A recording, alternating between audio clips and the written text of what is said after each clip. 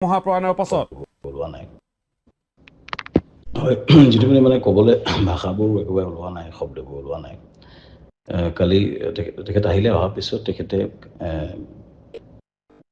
ভালকৈ কালি গান চানো গাইছে খুব ভাল দুটা আছিলে আমাৰ ক্লাবত গৈ এটা গান সেইটো খুব ভাইৰেল হৈছে আৰু আজি আমাৰ অনুষ্ঠান হৈছিলে আজি আমাৰ অনুষ্ঠানটোত উত্তৰ পূৰ্বৰ বহুত নেতৃত্বৰ লোক আছিলে ছিংগাপুৰ উদ্যোগপতিসকলৰ এখন বিজনেছ মিট হৈছিলে আমি তাতে আছিলোঁ কিছু দূৰত আৰু জুবিন গাৰ্গে তেওঁ দুজন বন্ধুক লৈ অসম এছ'চিয়েশ্যনৰ দুজন মানুহক লৈ তেওঁলোক ফুৰিব গৈছিলে অসম তেওঁলোকে লগতে বন্ধুজনে তেওঁলোকক লৈ গৈছিলে চিদাৰ্থহঁতো আছিলে যাওঁতে তেওঁলোকে ইয়টত গৈছিলে যাওঁতে তেওঁলোকৰ সাগৰত কিবা মই তেতিয়া মিটিং আমি নাছিলোঁ আমাক কোনো আমি নাই আমাৰ গোটেই দলটো আমাৰ সকলো মিটিঙত আছিলোঁ আৰু তেওঁলোকে জুবিন গাৰ্গে তেতিয়া কিবা স্কুবা ড্ৰাইভিং কৰা নাই বোলে এনেই তাত মোক পিছত চিদাৰ্থই কোৱা মতে যে কিবা সাঁতুৰিবলৈ গৈছিলে লওঁতে একজেক্টলি কেনেকৈ হ'ল সাঁতুৰিবলৈ যাওঁতে এই চিদাৰ্থনে ভালকৈ ক'ব পাৰিব আমাৰ অৱস্থা কাৰো নাই কন্দা কটা মানে একজেক্ট খবৰটো দিবলৈ আমাৰ মুখেৰে মাত নোহোৱা অৱস্থা হৈ আছে সাঁতুৰিব যাওঁতে তেওঁ হয়তো কিবা এটা তেওঁলোকে কি হৈছে তেওঁ মানে চিজাৰ টাইপৰ হ'ব পাৰে বুলি কৈছে তাৰপিছত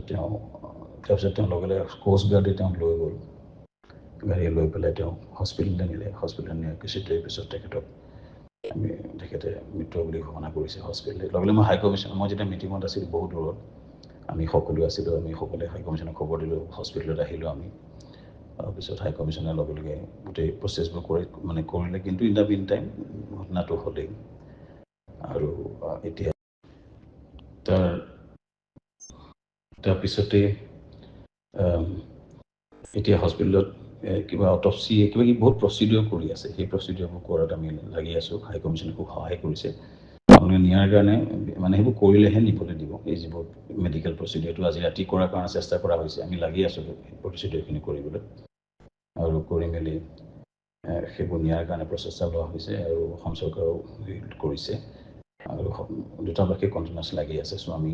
যিমান সোনকালে প্ৰচিডিঅ'বোৰ কমপ্লিট কৰাৰ চেষ্টা কৰিছোঁ আৰু এটা ভাবিব নোৱাৰা খবৰ শব্দ হয় যিটো মানে ক'বলৈ ভাষাবোৰ একেবাৰে ওলোৱা নাই শব্দবোৰ ওলোৱা নাই কালি তেখেত আহিলে অহাৰ পিছত তেখেতে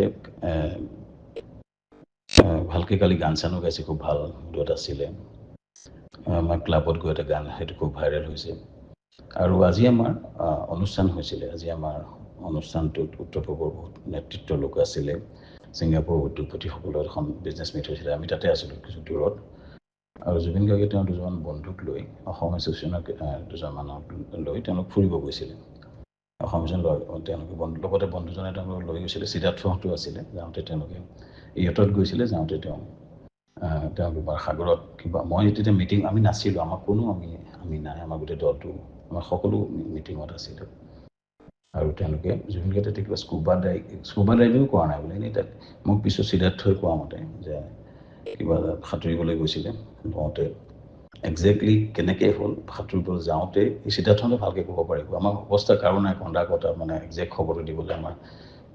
মুখেৰে মাত নোহোৱা অৱস্থা হৈ আছে সাঁতুৰিব যাওঁতে তেওঁ হয়তো কিবা এটা তেওঁলোকে কি হৈছে তেওঁ মানে চিজাৰ টাইপৰ হ'ব পাৰে বুলি কৈছে তাৰপিছত তেওঁ লগে লগে কোষ্ট গাৰ্ডে তেওঁক লৈ গ'ল গাড়ীয়ে লৈ পেলাই তেওঁক হস্পিটেললৈ নিলে হস্পিটেলত নিয়াৰ কিছু দেৰি পিছত তেখেতে মৃত বুলি ঘোষণা কৰিছে হস্পিটেলত লগে মই হাই কমিশ্যন মই যেতিয়া মিটিঙত আছিলোঁ বহুত দূৰত আমি সকলো আছিলোঁ আমি সকলোৱে হাই কমিশ্যনক খবৰ দিলোঁ হস্পিটেলত আহিলোঁ আমি তাৰপিছত হাই কমিশ্যনে লগে লগে গোটেই প্ৰচেছবোৰ কৰিলে কিন্তু ইন দ্য মিন টাইম ঘটনাটো হ'লেই আৰু এতিয়া তাৰপিছতে এতিয়া হস্পিটেলত কিবা অটপচি কিবা কিবি বহুত প্ৰচিডিঅ'ৰ কৰি আছে সেই প্ৰচিডিঅ'বোৰ কৰাত আমি লাগি আছোঁ হাই কমিশ্যনে খুব সহায় কৰিছে আপোনালোকে নিয়াৰ কাৰণে মানে সেইবোৰ কৰিলেহে নিবলৈ দিব এই যিবোৰ মেডিকেল প্ৰচিডিঅ'ৰটো আজি ৰাতি কৰাৰ কাৰণে চেষ্টা কৰা হৈছে আমি লাগি আছোঁ প্ৰচিডিঅ'ৰখিনি কৰিবলৈ আৰু কৰি মেলি সেইবোৰ নিয়াৰ কাৰণে প্ৰচেষ্টা লোৱা হৈছে আৰু অসম চৰকাৰেও কৰিছে আৰু